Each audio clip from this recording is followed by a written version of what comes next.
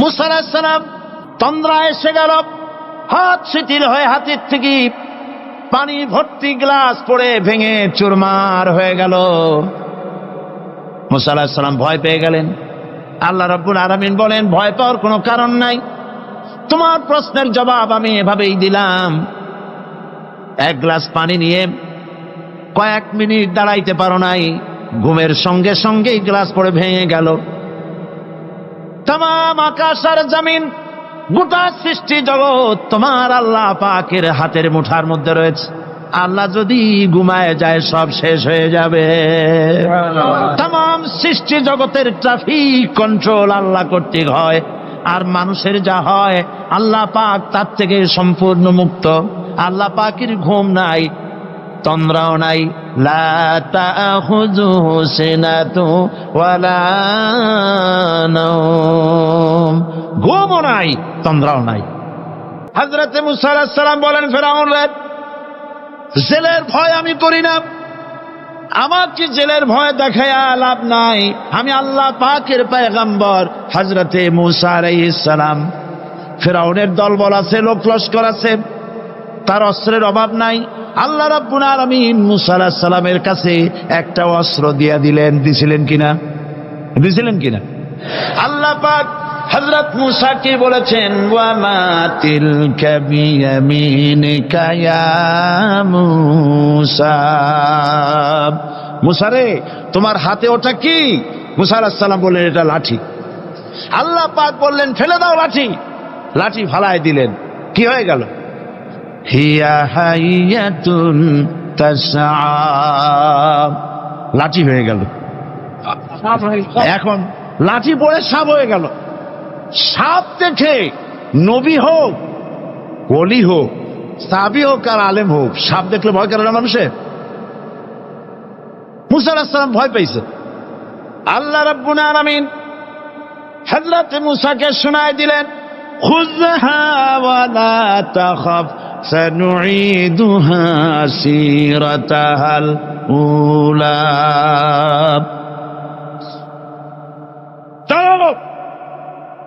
লা তাখাফ, ভয় পেও না।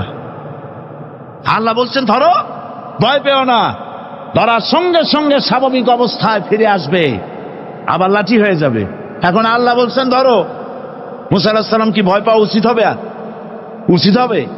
মুসা আলাইহিস সালাম কি ভয় পাইছিলেন? কারণ হচ্ছে এই দুশমনের শক্তিটা খুব বড়ই দেখা যায়, মনে হয় যেন অনেক বড় কি জানি কি।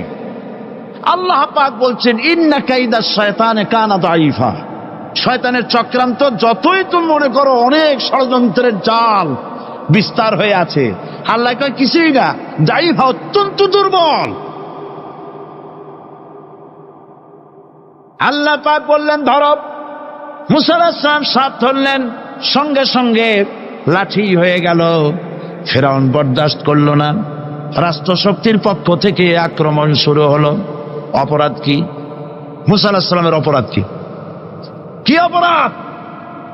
মাশাআল্লাহ, বুঝতে পেরেছেন। অপরাধ হচ্ছে তিনি বলেছেন লা ইলাহা, জোরে বলেন লা ইলাহা ইল্লাল্লাহ। এই কালেমাকে আজ আমরা ভিক্ষার বুলি বানাইছি। এটা হলো সার্বভৌমত্বের বুলি, এটা হচ্ছে আল্লাহ পাকের সার্বভৌমত্বের কথা। আজ আমরা মানুষের কাছে আমরা শুনি, মানুষেরা ভিক্ষা চায়, লা ইলাহা ইল্লাল্লাহ, এক মুঠ চাউল দেন, লা ইলাহা ইল্লাল্লাহ 10 খান পাই দেন। এই হচ্ছে কালেমার জিকির। আবার কেউ কেউ জিকির করতেছে লা ইলাহা আস্তে, ইল্লাল্লাহ জোরে, এমন জোরে কলব সাফ করে, কলব তাতে থাকলেও পারে গেলেও পারে। এই কালেমার এর আঘাত পয়গম্বররা মেরেছেন। হযরত মুসা আলাইহিস সালাম যখন বলেছেন লা ইলাহা ইল্লাল্লাহ, এই ধাক্কা ফেরাউন বরদাস্ত করতে পারে নাই। দরিয়ায় নীলের ভিতরে আল্লাহ পাক ডুবাই শেষ করে দিয়েছেন, দেন নাই? হযরত মুসা আলাইহিস সালাম তার উম্মতেরা দরিয়ার পাশে বসে দ্বীনি কথাবার্তা বলতেছেন। এমন সময় ফেরাউন, তার শত্রু হচ্ছে মুসা আলাইহিস সালাম। শত্রু কেন? মুসা কি ফেরাউনের পাকা ধানে মই দিয়েছে নাকি? বলেন আপনারা। তার হালের গরু পিটায় মারছে নাকি?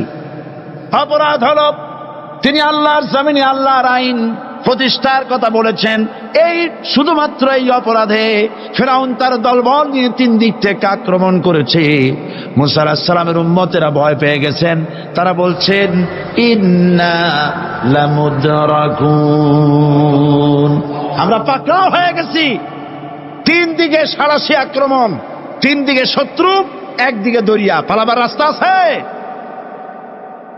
হযরত মুসা আলাইহিস সালাম ভয় পেয়ে গেলেন, সারেন্ডার করলেন না। হযরত মুসা আলাইহিস সালাম বললেন কাল্লা, কখনো নয়, ভয় পাওয়ার কোনো কারণ নাই। রব্বি সায়াহদিন, অবশ্যই আমার রব আমার জন্য রাস্তা করে দিবেন।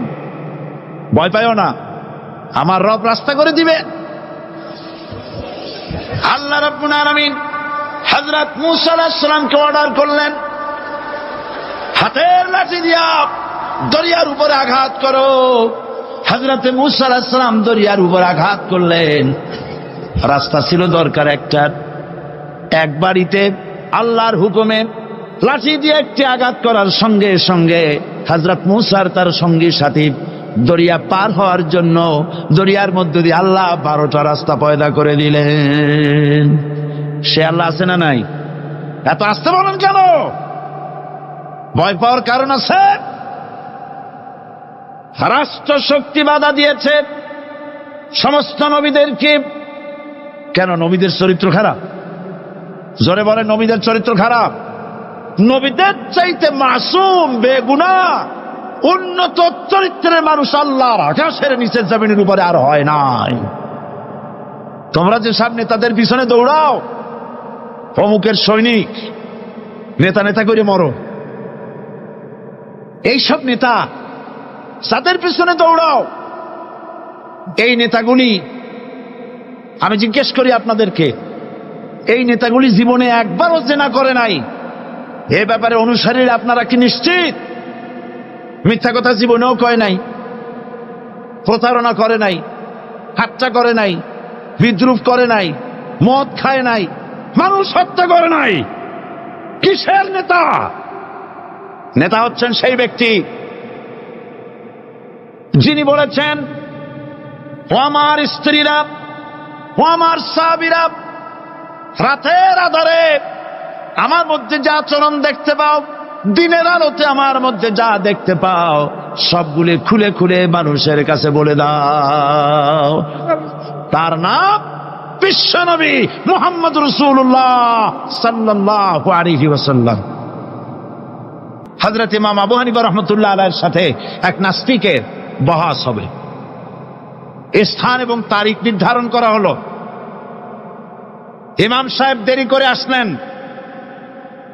নাস্তিক বলছে, আমি আপনার সঙ্গে কোনো বিতর্কে যেতে চাই না, কারণ আপনি ওয়াদা রক্ষা করতে পারেন নাই, নির্ধারিত সময়ের অন্তত 3 ঘন্টা পরে এসেছেন। তিনি বললেন, আমি কেন দেরি করলাম সেটা তো তুমি জিজ্ঞেস করবে। আচ্ছা বলেন কেন দেরি করেছেন? তিনি বললেন, দেখো, এই জায়গায় আসার পথে একটা নদী বেঁধেছিল, তা কি করে? আমার কাছে পারাপারের কোনো বন্দোবস্ত ছিল না।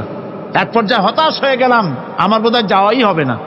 শেষ পর্যন্ত আমি দেখতে পেলাম হঠাৎ করে আমার পাশে একটা ফলের বীজ পড়ল, তা দিয়ে একটা গাছ অঙ্কুরিত হলো। দেখছি না তা গাছটা একটা ময়ূর হয়ে পরিণত হয়ে গেল। কই থেকে একটা করাতে সে গাছটা কেটে ফেলে দিল। ফটাফট কতগুলি তক্তা বেরিয়ে আসলো, কোথার থেকে একটা হাতুড়ি আর কতগুলি লোহা এসে ঠাস ঠাস করে বাড়ি লেগে একটা কিস্তি তৈরি হয়ে গেল। কিস্তিটার ধাবায় পড়লো নদীতে, আমি লাফ দিয়ে উঠলাম, তাই যা দেরি হলো। নাস্তিক বলছে, আপনার সাথে আমি জানছিলাম যে আপনি অত্যন্ত বুদ্ধিমান মানুষ, কিন্তু যে ঘটনা শুনাইলেন আপনার স্ক্রু একটাও টাইট আছে বলে মনে হয় না, আপনার সাথে আর কোনো বহস নয়। তিনি বললেন, কেন? কয় বহস না, আপনি বলছেন যে এইরকম একটা গাছ চারা হয়ে গেল, সাথে সাথে বিনা মিস্ত্রিতে গাছটা কাটলো, তারপর এইটা দিয়ে তক্তা হলো, লোহা আসলো, হাতুড়ি হইলো, বিনা মিস্ত্রিতে কিস্তি তৈরি হয়ে গেল, নৌকা এটা পড়লো নদীতে, আর বিনা মাঝিতে আপনি পার হয়ে আসলেন। এটা কি আদৌ সম্ভব? ইমাম আবু হানিফা রাহমাতুল্লাহ আলাইহি বলছেন, তোমার সাথে আমি কোনো কিতাব দিয়ে ঝগড়া করব না, কোন কিতাব দিয়ে আমি তোমার সাথে বহস করব না। এই একটি দৃষ্টান্ত তোমার জন্য যথেষ্ট। একটা মিস্ত্রি ছাড়া যদি একটা কিস্তি তৈরি না হতে পারে, একটা গাছ কেটে তক্তা যদি না হতে পারে, এই বিশাল আকাশ, এই বিশাল জমিন, আর তোমার মতো এরকম একটা সুন্দর মানুষ বিনা মিস্ত্রিতে বিনা স্রষ্টায় তৈরি হলো কেমনে? এক কথায় নাস্তিক বলছে আমার জীবনের ভুল ধরা পড়ল। নাস্তিক বলছে জীবনের ভুল ধরা পড়েছে, আমি মুসলমান হয়ে গেলাম। লা ইলাহা ইল্লাল্লাহু মুহাম্মাদুর রাসূলুল্লাহ। এটা শুধু স্লোগান নয়, সব সমস্যার সমাধান দিতে পারে আল কোরআন। এটা শুধু স্লোগান নয়, এটাই বাস্তবতা, এটাই বাস্তব সত্য। আয়াতুল কুরসির মধ্যে রয়েছে একটি জটিল সমস্যার সমাধান, যাকে সহজ কথায় বলা যায় গদি সমস্যার সমাধান। কুরসি মানে হলো গদি। আজকাল গদি নিয়ে কি হচ্ছে টের পাচ্ছে না ভাই? এই গদি নিয়ে টানাটানি হচ্ছে পৃথিবীর সর্বত্র। সার্বভৌমত্বের মালিক কে হবে? এইটা তো আপনারা বলতেছেন, কিন্তু যারা কোরআন জানে না তারা বলে সার্বভৌমত্বের মালিক জনগণ। দেখেন না, ওরা বলে সকল ক্ষমতার উৎস জনগণ। তারা বলে, নেতা নেত্রীরা বলেন সকল ক্ষমতার উৎস, বল না কেন উৎস জনগণ। এই কথাটা হলো আসলে ভোটারদেরকে পাম্পট্টি দেওয়া, আপনাদেরকে ফুলাইয়া ডানলপ টায়ার বানায়। আপনারা খুব খুশি হবেন সমস্ত ক্ষমতার উৎস তাহলে আমরা। আরে বাবারা, তোমরা সকল ক্ষমতার উৎস, যার পেট ভরা ময়লা, নাকের মধ্যে ছাতা, দাঁতে ছাতা, তুমি হবা সকল ক্ষমতার উৎস। আহার ক্ষমতার ঠেলায় একটা সাপ দেখলে ভয়তে সিট হয়ে পড়ো, সাইকেলের টায়ার বাস্ট হইলে হার্ট ফেল করে। সকল ক্ষমতার উৎস, সকল ক্ষমতার উৎস জনগণ, এই কথা বলা কবিরা গুনাহ, এই কথা বিশ্বাস করা হারাম, এই কথা বিশ্বাস করা শিরক।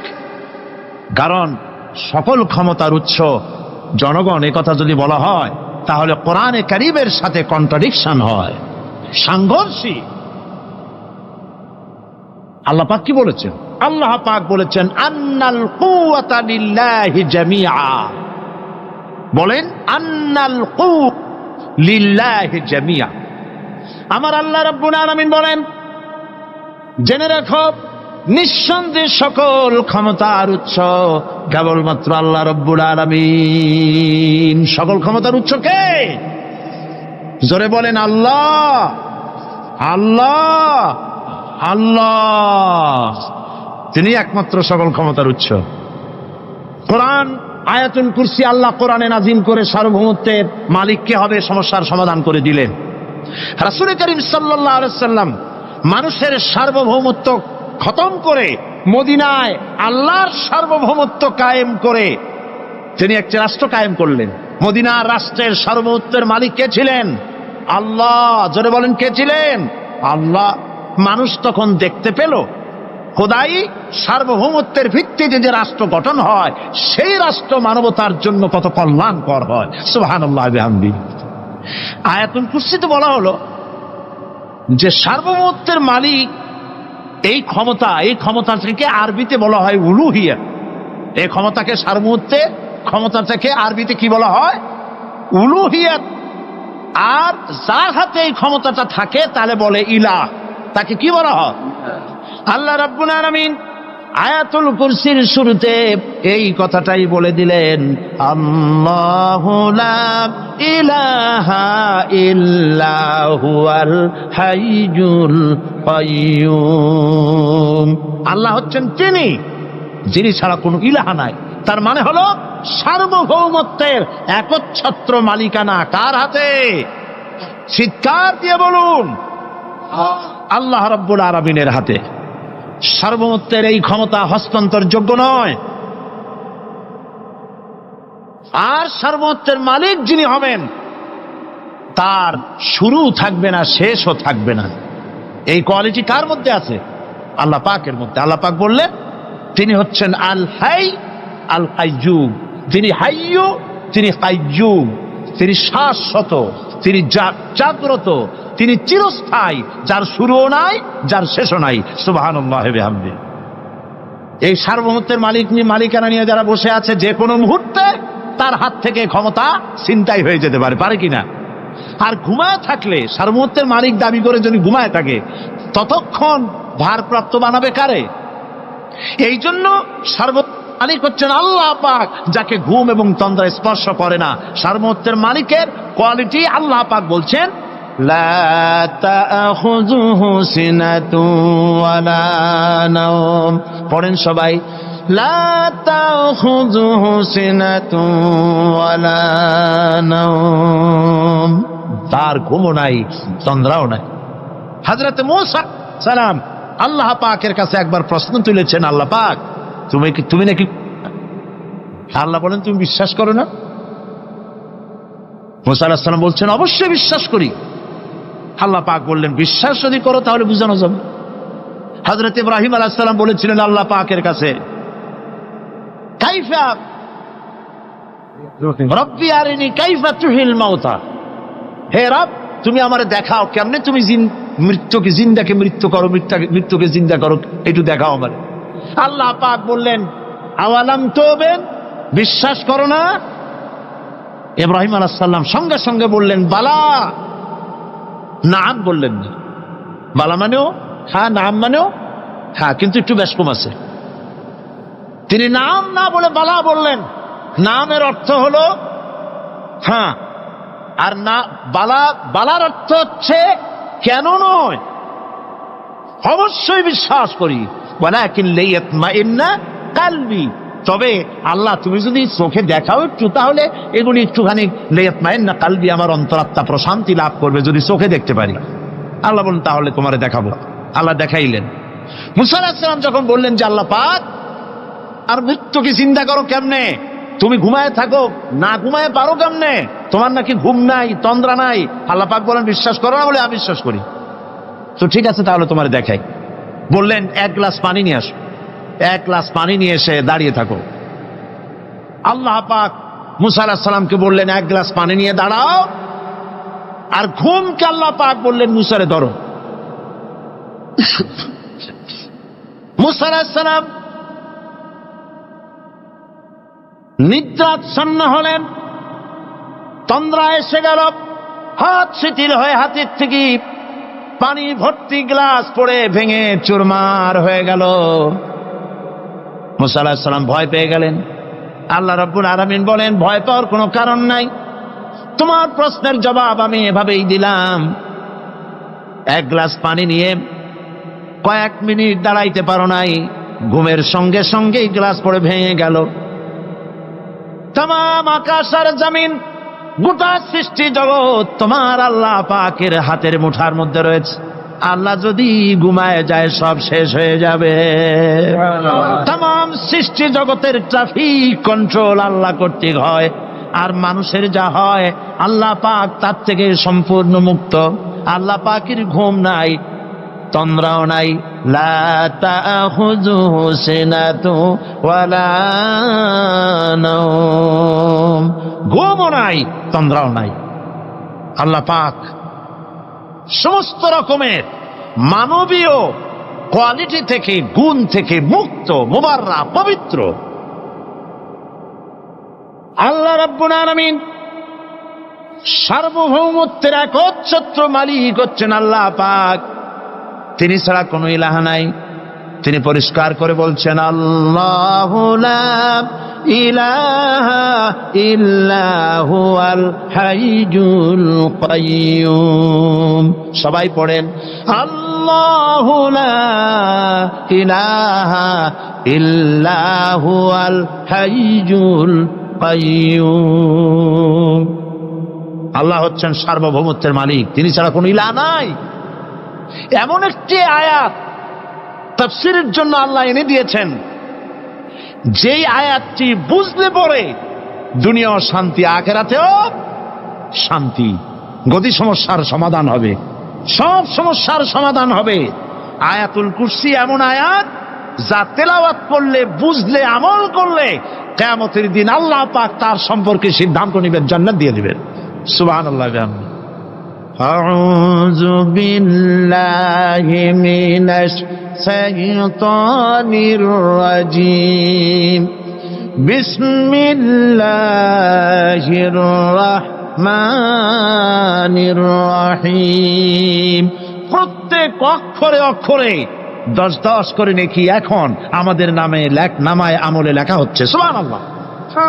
গলা ছেড়ে দিয়ে সবাই পড়েন আমার সাথে, আল্লাহু লা ইলাহা ইল্লা হুয়াল হাইয়ুল কাইয়্যুম লা তাখুযুহু সিনাতুন ওয়ালা নাওম লাহু মা ফিস সামাওয়াতি ওয়া মা ফিল আরদ من ذا الذي يشفع عنده إلا بإذنه يعلم ما بين أيديهم وما خلفهم ولا يحيطون بشيء من علمه إلا بما شاء وسع كرسيه السماوات والأرض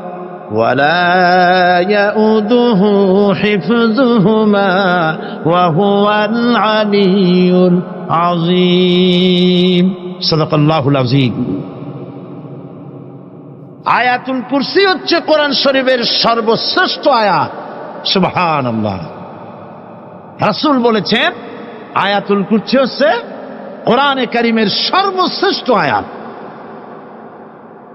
এবং আল্লাহ পাকের তাওহীদের ব্যাপারে, সার্বভৌমত্বের ব্যাপারে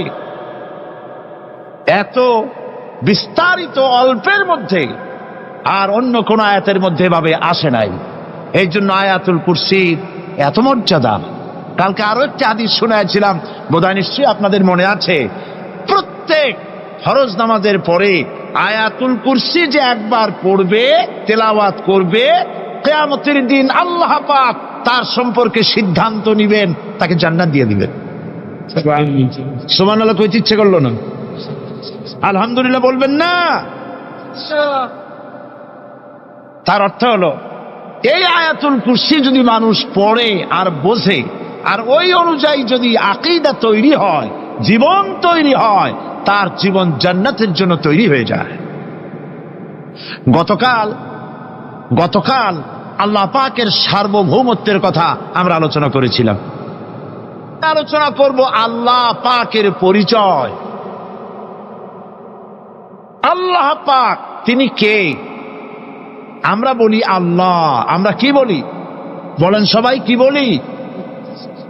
আমি অনেকবার আপনাদেরকে এই কথাটা বলেছি, বোধহয় নিশ্চয়ই মনে আছে।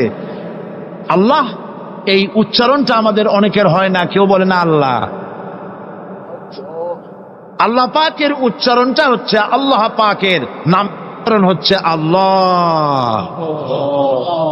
মুখটা একটু গোল হয়ে যাবে, বলেন আল্লাহ আল্লাহ আল্লাহ।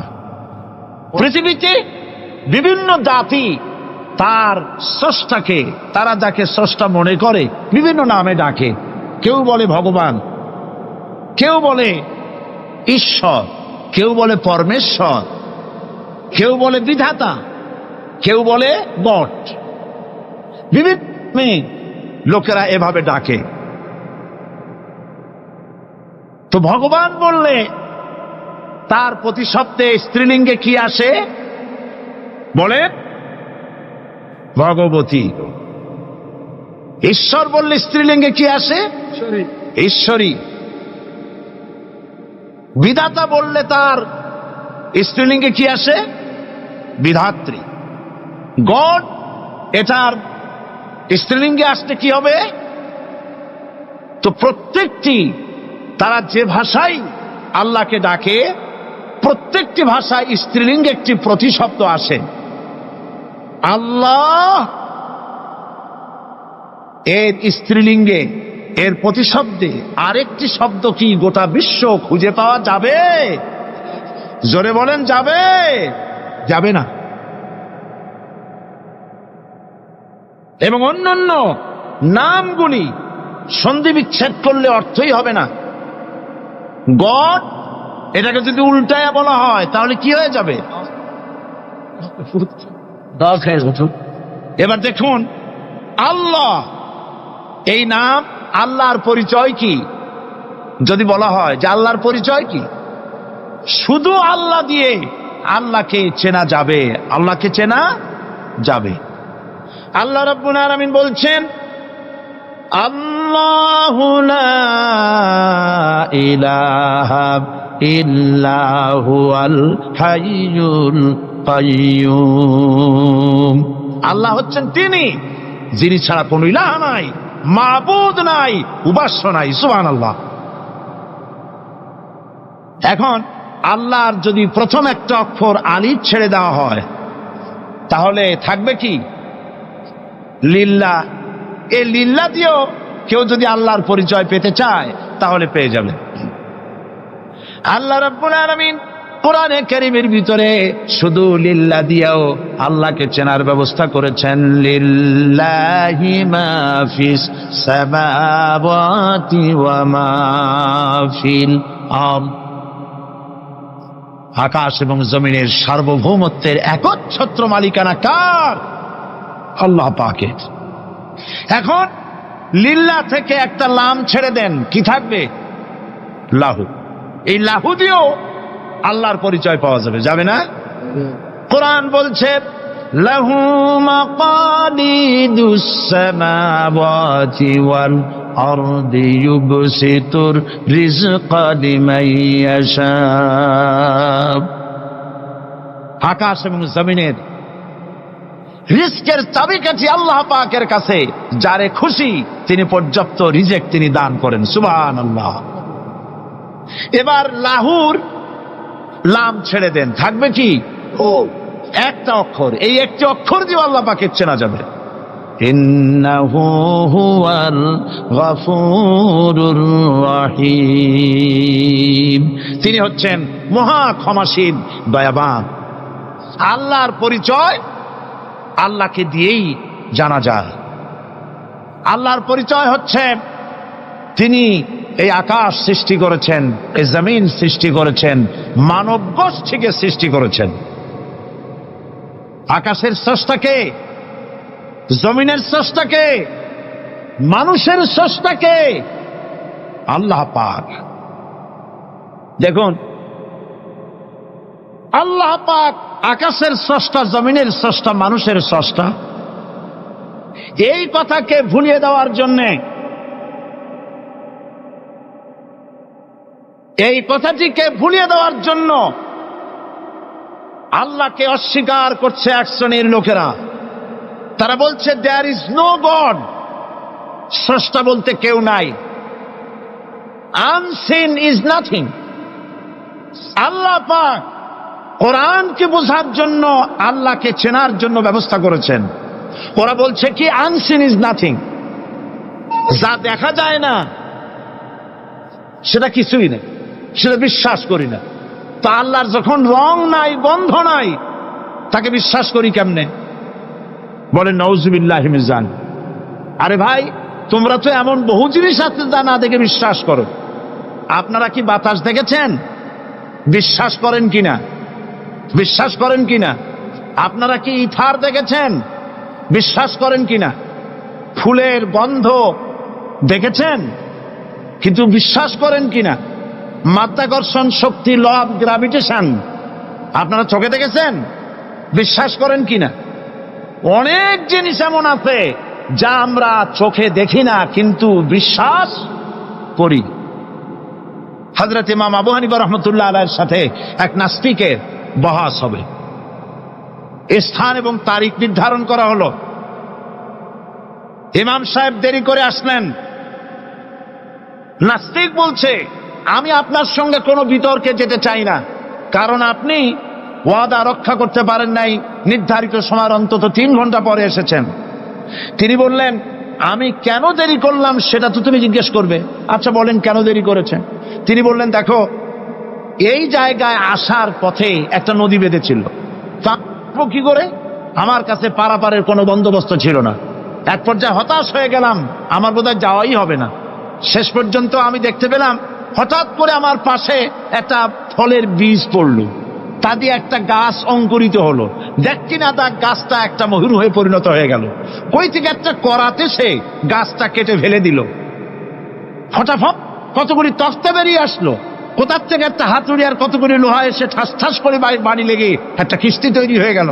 কিস্তিটার ধাবায় পড়লো নদীতে, আমি লাফ দিয়ে উঠলাম, তাই দেরি হলো। নাস্তিক বলছে, আপনার সাথে আমি জানছিলাম যে আপনি অত্যন্ত বুদ্ধিমান মানুষ, কিন্তু যে ঘটনা শুনাইলেন আপনার স্ক্রু একটাও টাইট আছে বলে মনে হয় না, আপনার সাথে আর কোনো বহস নয়। তিনি বললেন, কেন? কয় বহস না, আপনি বলছেন যে এইরকম একটা গাছ চারা হয়ে গেল, সাথে সাথে বিনা মিস্ত্রিতে গাছটা কাটলো, তারপর এটা দিয়ে তক্তা হইলো, লোহা আসলো, হাতুড়ি হইলো, বিনা মিস্ত্রিতে কিস্তি তৈরি হয়ে গেল, নৌকা এটা পড়লো নদীতে, আর বিনা মাঝিতে আপনি পার হয়ে আসলেন। এটা কি আদৌ সম্ভব? ইমাম আবু হানিফা রাহমাতুল্লাহ আলাইহি বলছেন, তোমার সাথে আমি কোনো কিতাব দিয়ে ঝগড়া করব না, কোনো কিতাব দিয়ে আমি তোমার সাথে বহস করব না। এই একটি দৃষ্টান্ত তোমার জন্য যথেষ্ট। একটা মিস্ত্রি ছাড়া যদি একটা কিস্তি তৈরি না হতে পারে, একটা গাছ কেটে তক্তা যদি না হতে পারে, এই বিশাল আকাশ, এই বিশাল জমিন, আর তোমার মতো এরকম একটা সুন্দর মানুষ বিনা মিস্ত্রিতে বিনা স্রষ্টায় তৈরি হলো কেমনে? এক কথায় নাস্তিক বলছে আমার জীবনের ভুল ধরা পড়ল। নাস্তিক বলছে জীবনের ভুল ধরা পড়েছে, আমি মুসলমান হয়ে গেলাম। লা ইলাহা ইল্লাল্লাহু মুহাম্মাদুর রাসূলুল্লাহ। জোরে পড়েন, লা ইলাহা লা ইলাহা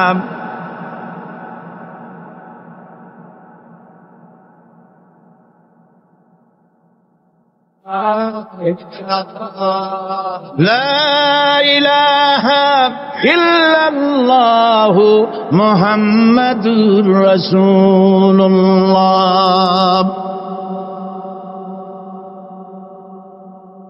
আল্লাহ পাক বলছেন, আমি আদম, আমি দাউদ এবং সুলাইমানকে জ্ঞান দান করেছি, ইব্রাহিমকে জ্ঞান দান করে। কোরআন শরীফের বহু জায়গায় শুধু জ্ঞানের কথাই বলা হয়েছে, সুবহানাল্লাহ বিহামদিহি। সুতরাং বুদ্ধিজীবী, এই বুদ্ধিজীবীরা তারা আসল জ্ঞানটা নাই। আসল জ্ঞান কোনটা বলেন? কোনটা? ডক্টর শহীদুল্লাহ মরহুম, আমি অনেকবার বলেছি তার কথা, তাকে জান্নাতুল ফেরদাউস নসিব করুন, বলেন আমিন। ডক্টর শহীদুল্লাহ মরহুম বলতেন তার লোকদেরকে যে তোমরা বিদেশ থেকে অনেক ডিগ্রি নামের আগে আনতে পারো, তোমরা পণ্ডিত, একথা আমি স্বীকার করি, কিন্তু কোরআন শরীফের জ্ঞান যদি না থাকে তাহলে পণ্ডিতের আগে আর একটা শব্দ বসবে, মূর্খ পণ্ডিত। কোরআনের জ্ঞান পাণ্ডিত্যকে পরিপূর্ণ করে দেয়, কারণ ওয়ামা উতীতুম মিনাল ইলমি ইল্লা কালিলা। সুবহানাল্লাহ। আল্লাহ পাক বলছেন তোমাদেরকে সামান্যতম জ্ঞান দান করেছি। কতটুকুন জ্ঞান? কতটুকুন? সামান্যতম জ্ঞান দান করেছি। সুতরাং আল্লাহ পাক কোরআনের মধ্যে তার নিজের পরিচয় ছোট্ট একটি সূরার মধ্যে ব্যাপক আকারে বলে দিয়েছেন। কি? কুল হুয়াল্লাহু আহাদ। সবাই পড়েন আমার সাথে, কুল হুয়াল্লাহু আহাদ আল্লাহুস সামাদ লাম ইয়ালিদ ওয়া লাম ইউলাদ ওয়া লাম ইয়াকুল লাহু কুফুয়ান আহাদ। আল্লাহ পাক বলেন আল্লাহ এক এবং একক, তিনি কারো মুখাপেক্ষী নন, তিনি কাউকে জন্ম দেন নাই, তাকেও কেউ জন্ম দেয়নি, আকাশ আর জমিনে আল্লাহর সমকক্ষ কেউ নাই। সুবহানাল্লাহ। তাকে কেউ জন্ম দেয়নি, তিনিও কাউকে জন্ম দেননি। তিনি এক, তিনি ছিলেন, তিনি আছেন, তিনি থাকবেন। তার শুরুও নাই, তার শেষও নাই। সুবহানাল্লাহ। এই আল্লাহ রাব্বুল আলামিন তার পরিচয় আয়াতুল কুরসি সার্বভৌমত্বের পরিচয় দিয়েছে, আল্লাহর পরিচয় দিয়েছে। আল্লাহ তিনি খালিক। মানব সৃষ্টির এবং পৃথিবীর সৃষ্টির ইতিহাস ঘাটলে মানুষের যদি কিসমত ভালো থাকে, তাহলে আল্লাহর সান্নিধ্য, আল্লাহর অস্তিত্ব সম্পর্কে জ্ঞান তাকে আল্লাহ পাক দান করে দেন। সুবহানাল্লাহ। পৃথিবীর সৃষ্টির ব্যাপারে বুদ্ধিজীবীরা কি বলছে দেখুন। পৃথিবীর সৃষ্টির ব্যাপারে বিজ্ঞানীরা বলছেন যে এই পৃথিবী এরকম ছিল না। তো কিরকম ছিল? এইটা সূর্যের পাশ থেকে একটা উজ্জ্বল শক্তিশালী জ্যোতিষ্ক দারুণ ফোর্স নিয়ে যাচ্ছিল। সেই ফোর্স সহ্য করতে না পেরে সূর্যের একটি দুর্বলতম অংশ সূর্য থেকে ছিটকে মহাশূন্যে পড়ে গেল, আর ঘুরতে ঘুরতে এই পৃথিবীর অস্তিত্ব লাভ করল। বিজ্ঞানের এই কথা যদি বিশ্বাস করতে হয়, তাহলে আমাকে বলতে হয় এখন তো মানুষেরা আর পৃথিবীতে ধরছে না, ঠিক কিনা? কথা বলছেন না কেন? মানুষ পৃথিবীতে এখন ধরতেছে। বিভিন্ন দেশ খালি বলতেছে মানুষ কমাও, সন্তান কমাও, বিভিন্ন পদ্ধতি গ্রহণ করো, আর মানুষ বাড়াইও না। আল্লাহ পাক বলছে আল্লাহু লা ইলাহা ইল্লা হুয়াল হাইয়ুল কাইয়্যুম। আল্লাহ হচ্ছেন তিনি, যিনি ছাড়া কোনো ইলাহ নাই। লা ইলাহা ইল্লাহু, তিনি ছাড়া কোনো ইলাহ নাই, সার্বভৌমত্বের মালিক কেউ নাই। এই যে লা ইলাহা, কোন ইলাহ নাই, আমরা কালেমার মধ্যে এই কথাটা বলি। আমাদের কালেমায় তাইয়্যিবা আমরা কি উচ্চারণ করি? লা ইলাহা ইল্লাল্লাহু মুহাম্মাদুর রাসূলুল্লাহ।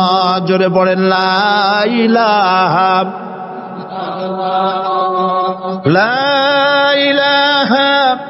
ইল্লাল্লাহু মুহাম্মাদুর রাসূলুল্লাহ। লা ইলাহা, কোন ইলাহ নাই। এই দাওয়াত দিয়েছেন দুনিয়ার সমস্ত পয়গম্বর। এটা কি শুধু রাসূলুল্লাহর দাওয়াত ছিল? সমস্ত নবীদের স্লোগান ছিল একটা। সমস্ত নবীদের স্লোগান ছিল কয়টা? সবাই বলুন, কি সেই স্লোগান? লা ইলাহা ইল্লাল্লাহ।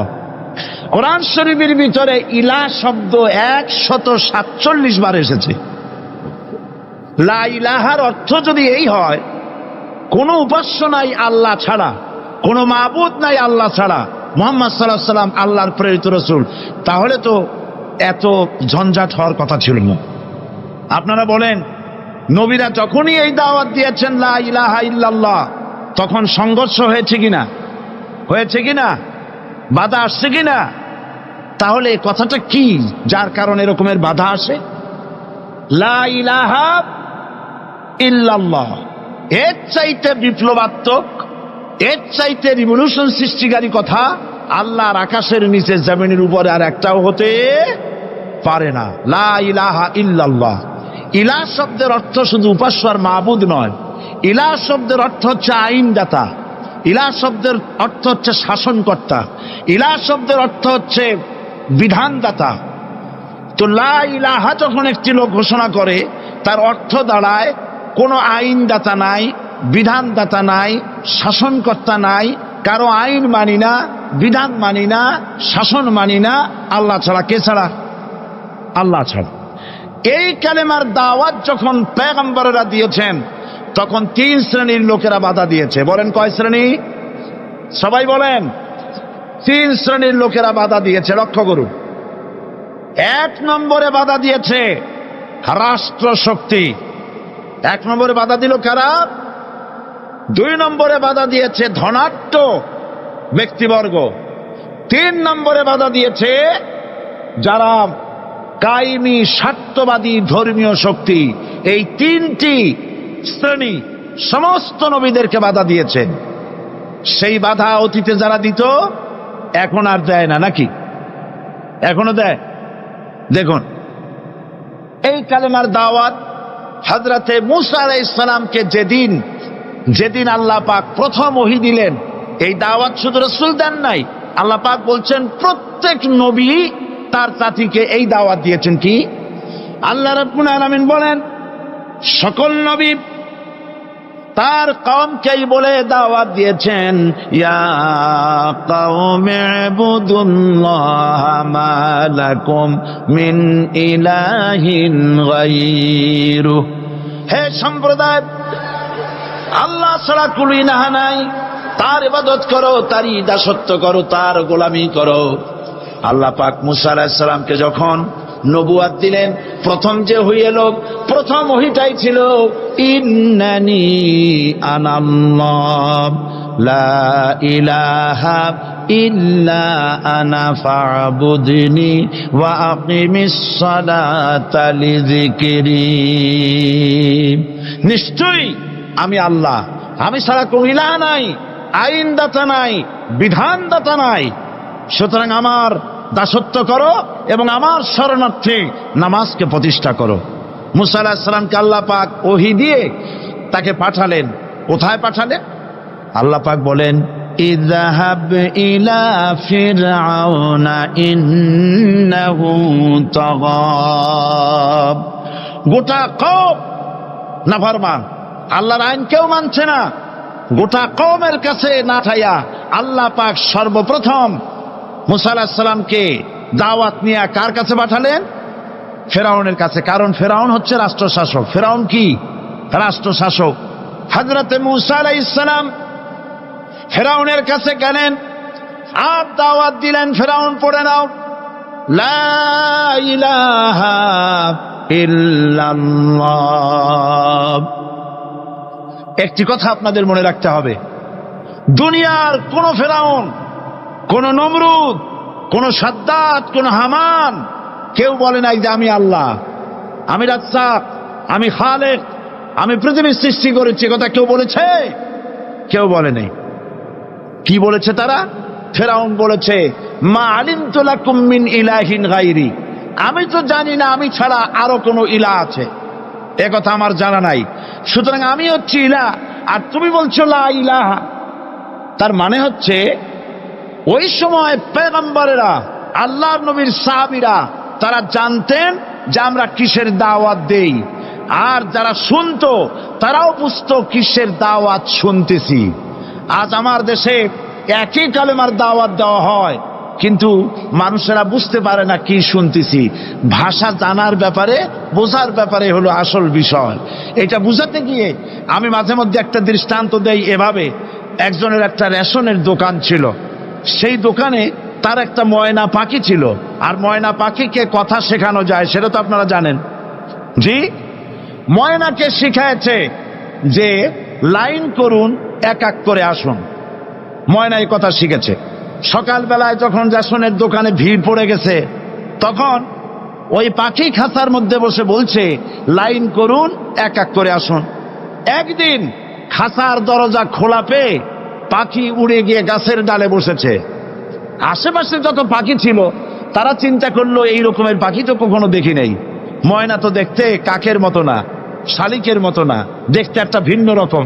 ওরা এসে চতুর্দিক থেকে এই নবান্ত, এই যে নতুন এসেছে, ওরে ঠোকরানো শুরু করেছে চতুর্দিক থেকে। ঠোকরানি খেয়ে ময়না বলতেছে লাইন করুন, এক এক করে আসুন। এখন ময়না তো বোঝে না যে কি বলতেছি, আর যে পাখিরা ঠোকরাচ্ছে তারাও তো বোঝে না যে কি শুনতেছি।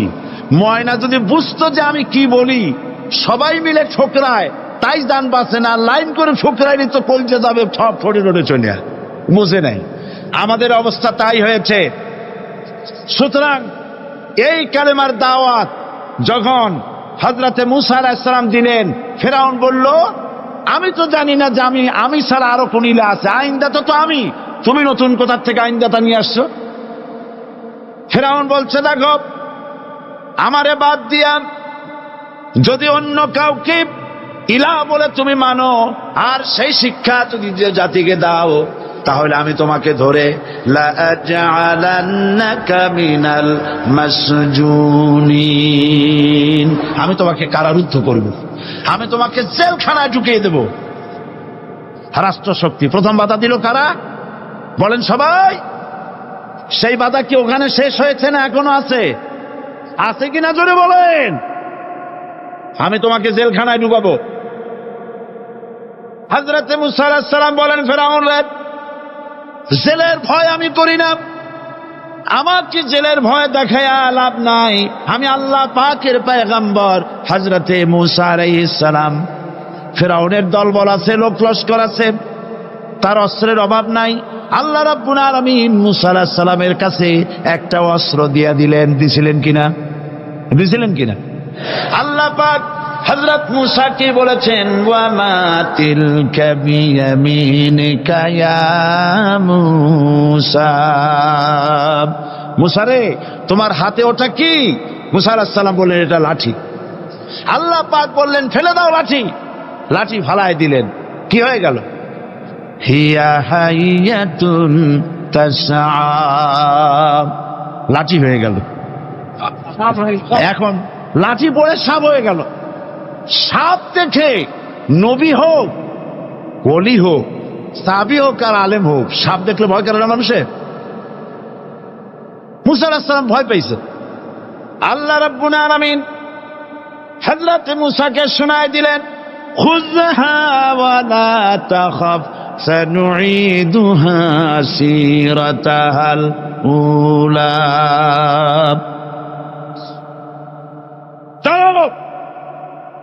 লা তাখাফ, ভয় পেও না। আল্লাহ বলছেন ধরো, ভয় পেও না। ধরার সঙ্গে সঙ্গে স্বাভাবিক অবস্থায় ফিরে আসবে, আবার লাঠি হয়ে যাবে। এখন আল্লাহ বলছেন ধরো। মুসা আলাইহিস সালাম কি ভয় পাওয়া উচিত হবে? উচিত হবে? মুসা আলাইহিস সালাম কি ভয় পাইছিলেন? কারণ হচ্ছে এই দুশমনের শক্তিটা খুব বড়ই দেখা যায়, মনে হয় যেন অনেক বড়, কি জানি কি।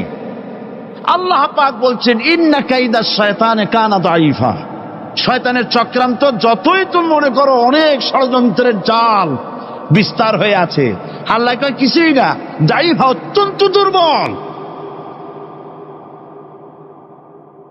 আল্লাহ পাক বললেন ধরো। মুসা আলাইহিস সালাম সাপ ধরলেন, সঙ্গে সঙ্গে লাঠি হয়ে গেল। ফেরাউন বরদাস্ত করল না। রাষ্ট্রশক্তির পক্ষ থেকে আক্রমণ শুরু হলো।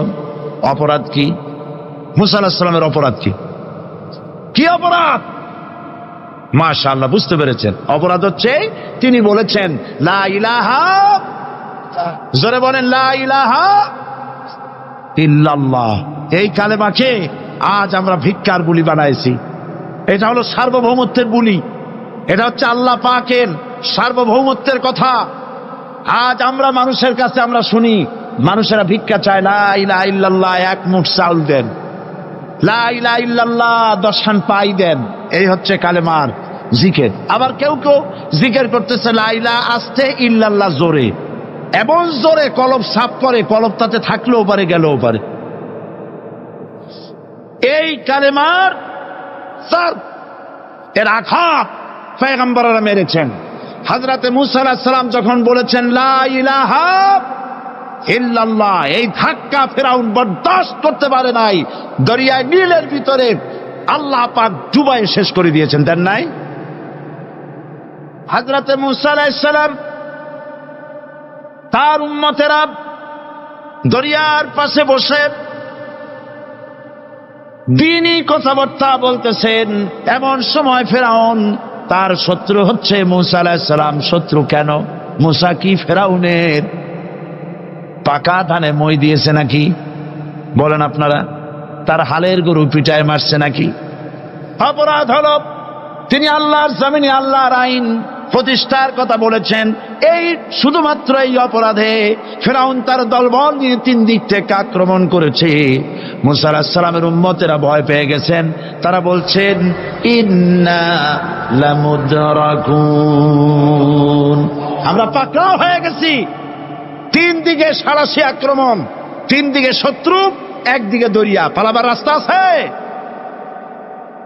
হযরত মুসা আলাইহিস সালাম ভয় পেয়ে গেলেন, সারেন্ডার করলেন না।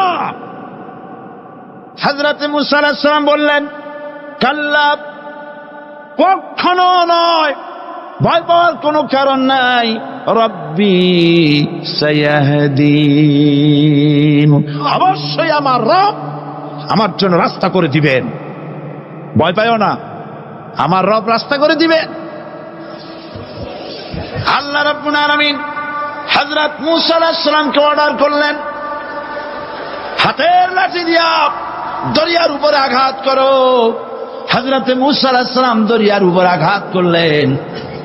রাস্তা ছিল দরকার একটা, এক বাড়িতে আল্লাহর হুকুমে লাঠি দিয়ে একটি আঘাত করার সঙ্গে সঙ্গে হযরত মুসার তার সঙ্গী সাথী দরিয়া পার হওয়ার জন্য দরিয়ার মধ্য দিয়ে আল্লাহ 12টা রাস্তা পয়দা করে দিলেন।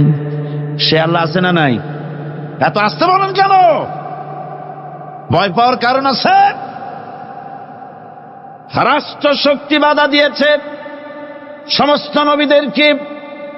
কেন? নবীদের চরিত্র খারাপ? জোরে বলেন, নবীদের চরিত্র খারাপ? নবীদের চাইতে মাসুম, বেগুনাহ, উন্নত চরিত্রের মানুষ আল্লাহর আকাশের নিচের জমিনের উপরে আর হয় নাই। তোমরা যে সব নেতাদের পিছনে দৌড়াও, অমুকের সৈনিক, নেতা নেতা করে মরো, এইসব নেতা যাদের পিছনে দৌড়াও, এই নেতাগুলি, আমি জিজ্ঞেস করি আপনাদেরকে, এই নেতাগুলি জীবনে একবারও জেনা করে নাই? এ ব্যাপারে অনুসারীরা আপনারা কি নিশ্চিত? মিথ্যা কথা জীবনেও কয় নাই, প্রতারণা করে নাই, ঠাট্টা করে নাই, বিদ্রুপ করে নাই, মদ খায় নাই, মানুষ হত্যা করে নাই। কিসের নেতা? নেতা হচ্ছেন সেই ব্যক্তি যিনি বলেছেন, ও আমার স্ত্রীরা, ও আমার সাহাবীরা, রাতের আধারে আমার মধ্যে যা আচরণ দেখতে পাও, দিনের আলোতে আমার মধ্যে যা দেখতে পাও, সবগুলি খুলে খুলে মানুষের কাছে বলে দাও। তার নাম বিশ্বনবী মুহাম্মদ রাসূলুল্লাহ সাল্লাল্লাহু আলাইহি ওয়াসাল্লাম।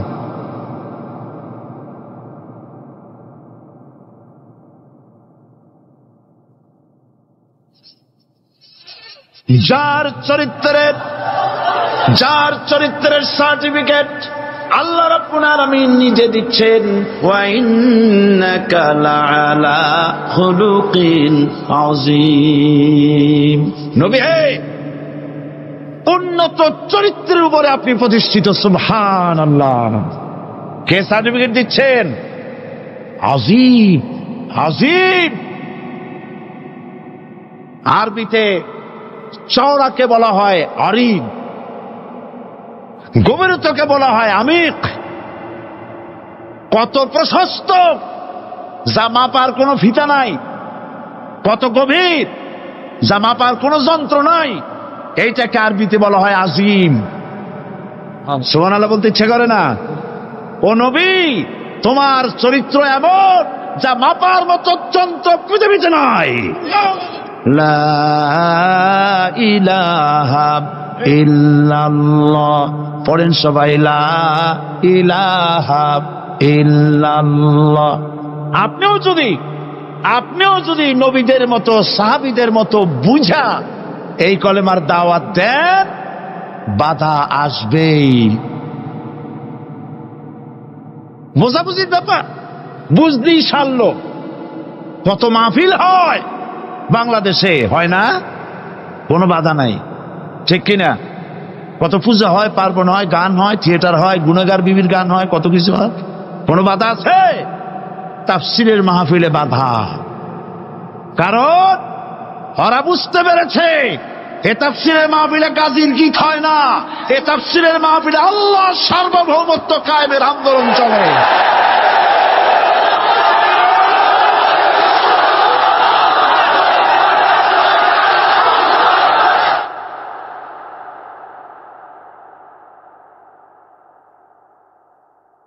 বিশ্বকবি আল্লামা ইকবাল কি সুন্দর করে বলেছেন, আজ ভি হো जो इब्राहिम का ईमान पैदा आप कर सकती है एक अंदाजे गुलिस्तां पैदा। ইব্রাহিমের ঈমান যদি আজও কোথাও হয় বিদ্যমান, করতে পারেন অগ্নিকুণ্ডে খুবসুরত এক গুলিস্তান। এখনো যদি ইব্রাহিমের সন্তানদেরকে আগুনের মধ্যে ফেলে দেওয়া হয়, আর ইব্রাহিম ঈমান যদি থাকে, আগুনকে ফুলের বাগান বানাবার ক্ষমতা আল্লাহর আছে। চিরকাল আল্লাহ পাক এই কালেমাকে দিয়েছেন আল্লাহর সার্বভৌমত্বকে প্রতিষ্ঠা করার জন্য। আয়াতুল কুরসি শুধু পড়ে বুকে ফু দেওয়ার জন্য নয়। পড়েন আমার সাথে, আল্লাহু লা ইলাহা ইল্লা হুয়াল হাইয়ুল কাইয়্যুম। দুনিয়ার সমস্ত পয়গম্বর অত্যাচারিত হলেন, শুধু তাই নয়, বিশ্ব নবী আখেরি জামানার পয়গম্বর নবী মুহাম্মদ রাসূলুল্লাহ সাল্লাল্লাহু আলাইহি ওয়াসাল্লাম জাতির কাছে আসলেন। তিনি এসে বললেন, ইয়া আইয়ুহান নাস কুলু লা ইলাহা ইল্লাল্লাহ। প্রথম দাওয়া শুনছেন কথা? রাসূলুল্লাহ বলছেন, ও জাতি, আমার রাসূল তো মক্কার রাসূল না শুধু, মদিনার রাসূল না শুধু, আরবি ভাষাভাষীদের রাসূল না শুধু, আমার নবী কি নবী? চিল্লায় বলেন।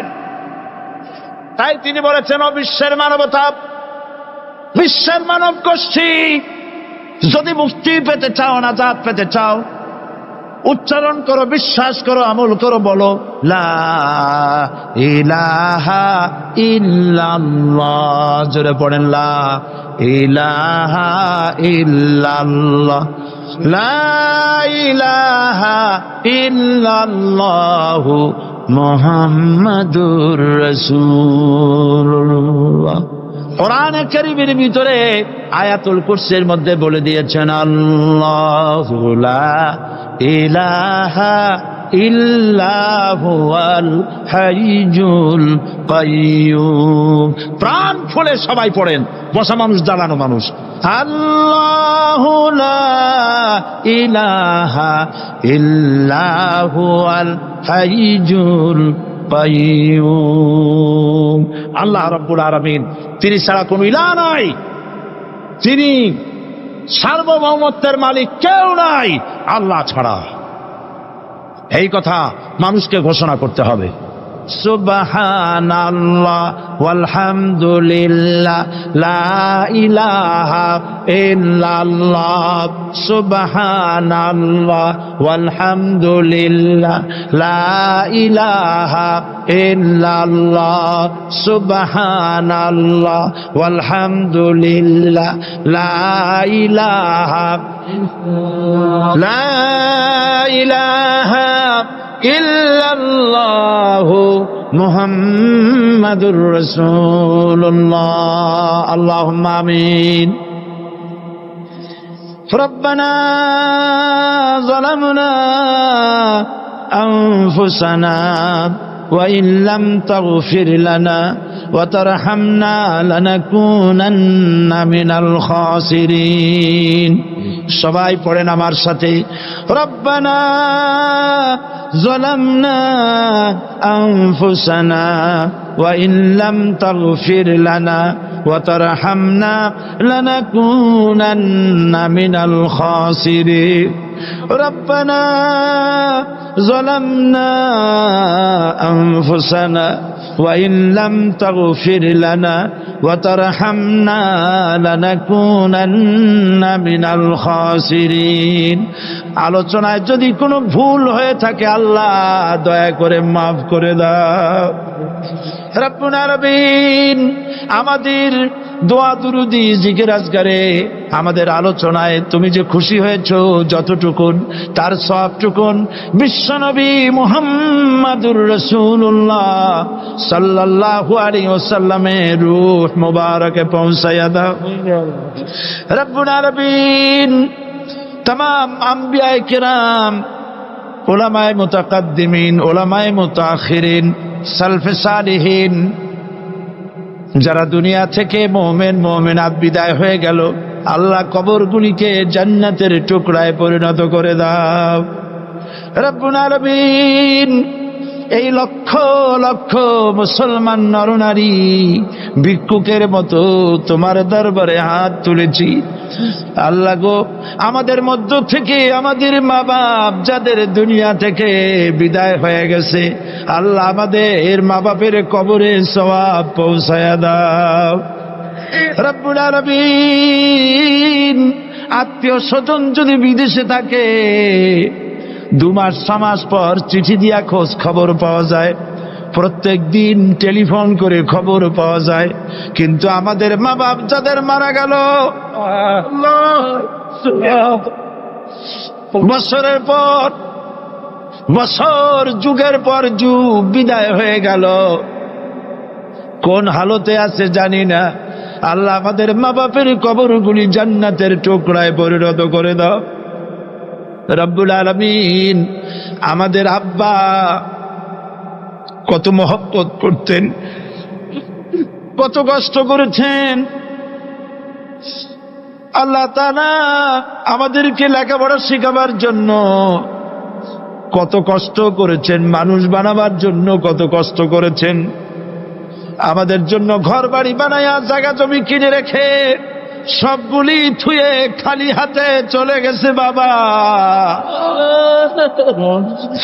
আল্লাহ আমাদের আব্বা রুহের বরের সওয়াব পৌঁছায়া দাও রব্বুল আলামিন।